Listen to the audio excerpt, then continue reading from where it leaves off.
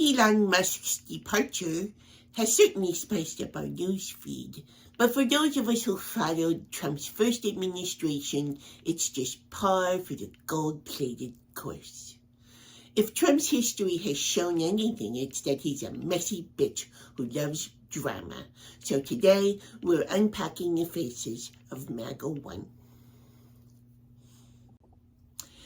Trump's pick for Secretary of State was ExxonMobil executive Rex Tillerson, who had absolutely no experience in government, but lots of experience with Russia.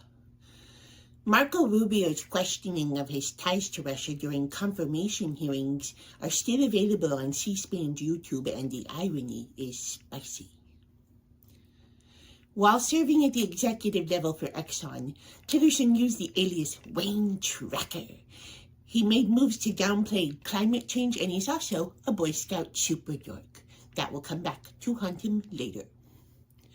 Upon entering the cabinet, applications for foreign service declined by 50%, and many ambassadors quit.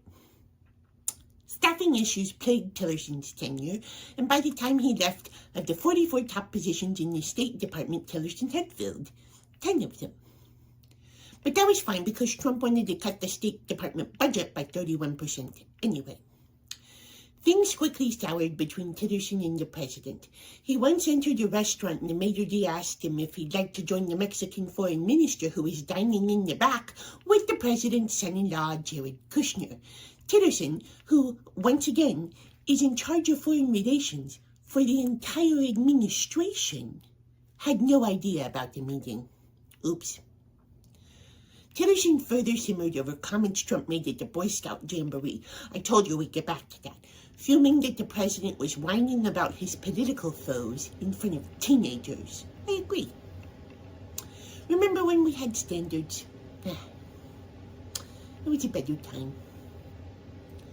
Tillerson also called Trump a fucking moron after a meeting where the president indicated he wanted to increase our nuclear weapons cache, which would flush all the good work the arms treaties that ended the Cold War down the toilet.